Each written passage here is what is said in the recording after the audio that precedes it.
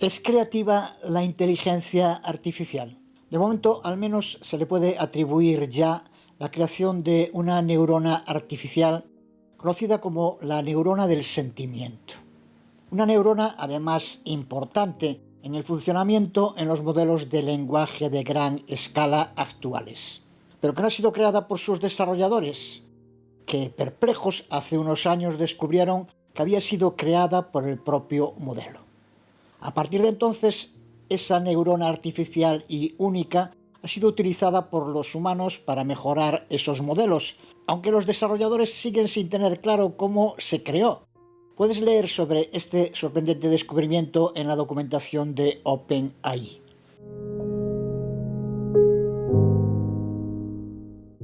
Pero para entenderlo vamos a hacer un poco de historia. En el año 1997, Deep Blue, una supercomputadora que integraba un sistema de ajedrez computarizado, fue capaz de derrotar al campeón del mundo, Garry Kasparov. Este gran hito, sin embargo, lo que realmente marcó fue el límite para la denominada inteligencia artificial simbólica, basada en reglas rigurosas y específicas para un dominio concreto, pero que no podía generalizarse, ni escalar, ni readaptarse y mejorar automáticamente a medida que se exponía a nuevos datos y experiencias.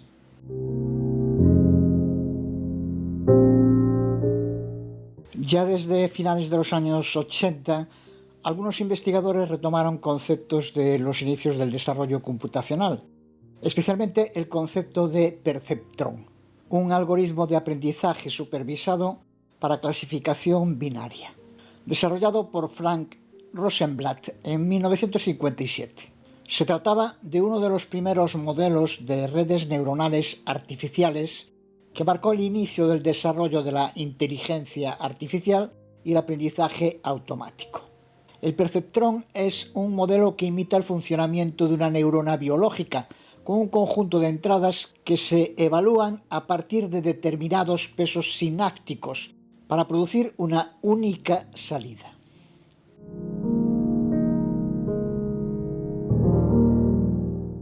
Neurona, peso sináptico, cálculo matemático, salida predictiva.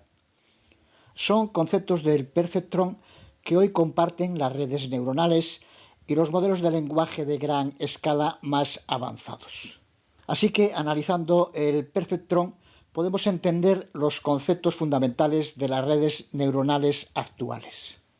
En ambos casos son modelos matemáticos inspirados en el funcionamiento de las neuronas biológicas. Aquí la neurona se refiere a una unidad de computación calculada a partir de una entrada y un peso sináptico. Los datos de entrada se convierten en números en forma de vectores o matrices sobre los que se llevan a cabo distintas operaciones matemáticas multiplicándolos por sus pesos sinápticos.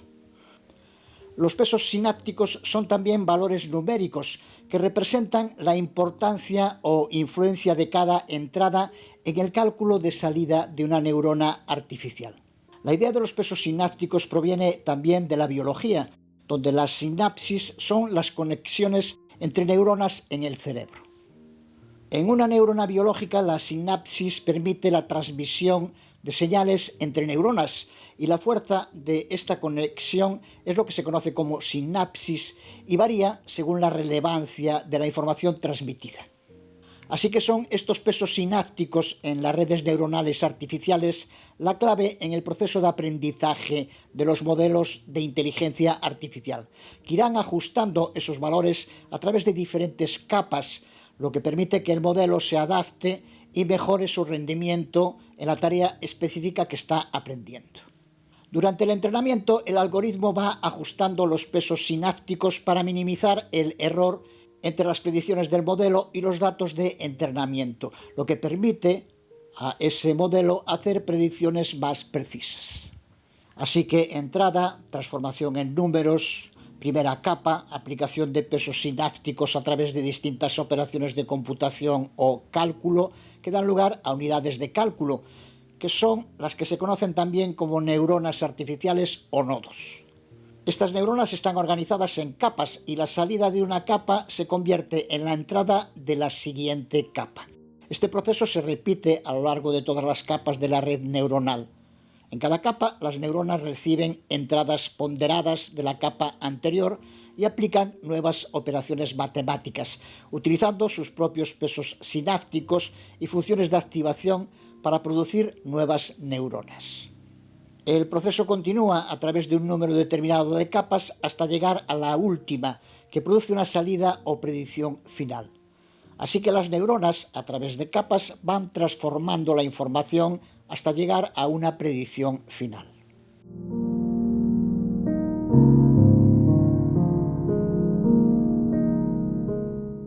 Todo esto estaba ya presente en el perceptrón, pero en aquel momento presentaba importantes limitaciones. La principal era que solo se podía utilizar con patrones linealmente separados. Libros como el de Marvin Minsky y Seymour Papert, Perceptrons, de 1969, que exponía claramente estas limitaciones, hicieron que durante más de una década se perdiera el interés por seguir investigando en las redes neuronales artificiales. Pero en los años 80, nuevos investigadores retoman los trabajos que buscan superar las limitaciones de los modelos de inteligencia artificial simbólica, como el que se basaba Deep Blue, y buscan que los procesadores puedan realmente aprender, iniciando lo que se conoce como aprendizaje automático, desarrollándose métodos como los vectores de soporte para tratar con problemas de clasificación y regresión, algoritmos de potenciación que mejoran esos modelos de clasificación y regresión, combinando varios modelos débiles, solo un poco mejores que una predicción aleatoria, pero que combinándose producen un modelo más fuerte y preciso. Y los métodos embedding o de incrustación, que son los encargados de convertir los datos de entrada, sean palabras, frases, imágenes, en representaciones vectoriales numéricas que pueden ser procesadas más fácilmente por algoritmos de aprendizaje. Estos métodos iniciales, con importantes modificaciones, se mantienen en las redes neuronales tradicionales y en los modelos de lenguaje a gran escala como GPT-4, que tienen en común que convierten los datos en representaciones vectoriales mediante métodos de incrustación y procesan estos vectores a través de múltiples capas para mejorar el rendimiento. Modelos como GPT-4 han incorporado métodos más recientes como la atención y el entrenamiento en grandes cantidades de datos que forman la arquitectura Transformer que vimos en un anterior vídeo, pero son herederos de estos primeros avances en el aprendizaje automático.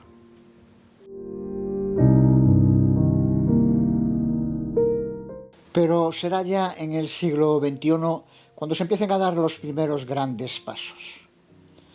En 2002-2003 las computadoras seguían sin poder aprender e incluso no estaba claro si era teóricamente posible.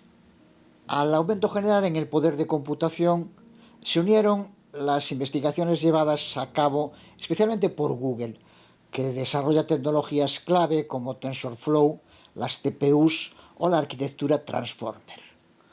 Pero también grupos de pioneros como Ilya Sutskever, Alec Rafford, Rafal Josefovich, entre otros, que harán contribuciones clave en la recién nacida OpenAI, que hace unos meses inició con ChatGPT una auténtica revolución, consolidada con el poderoso GPT-4 hace unas semanas.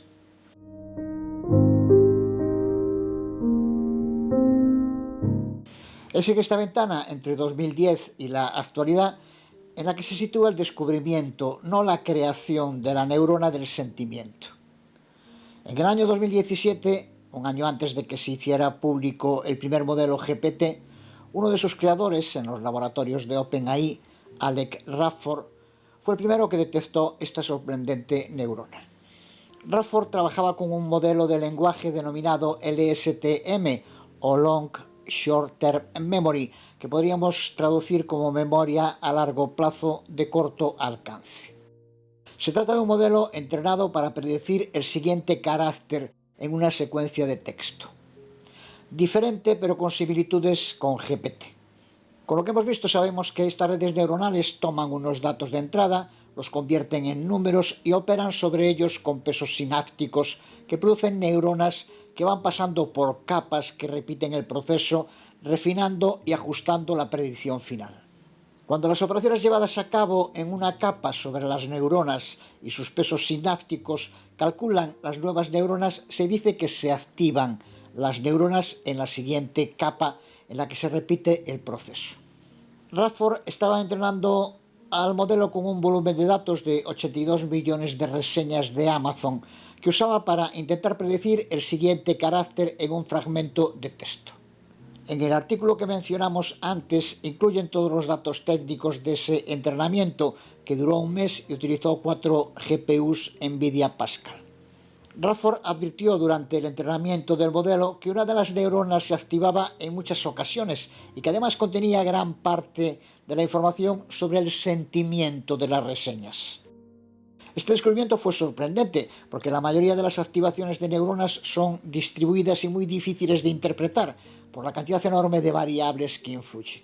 Pero en este caso se identificó esa única neurona que se repetía y que capturaba casi toda la señal del sentimiento del mensaje. En el subtítulo del documento, los propios autores demuestran su perplejidad. Hemos desarrollado un sistema no supervisado que aprende una excelente representación del sentimiento, a pesar de estar entrenado solo para predecir el siguiente carácter en el texto de las reseñas de Amazon.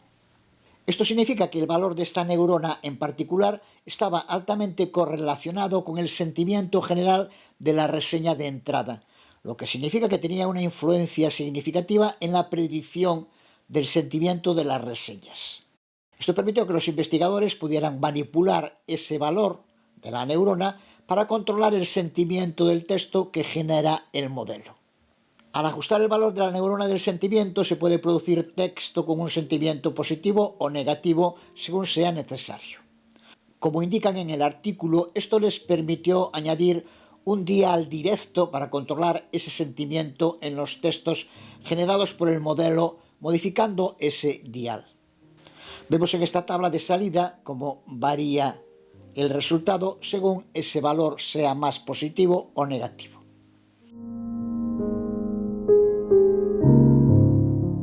La neurona del sentimiento fue uno de los ejemplos tempranos de cómo los modelos de lenguaje pueden aprender representaciones útiles y valiosas de los datos simplemente al tratar de predecir el siguiente carácter o token en una secuencia de texto. Una de las pruebas evidentes de que ya en realidad las máquinas aprenden. Este enfoque reorientó los modelos que, al predecir el siguiente token dentro de un contexto, pueden también aprender sintaxis, semántica, estructuras gramaticales, pero también entender el contexto emocional del texto.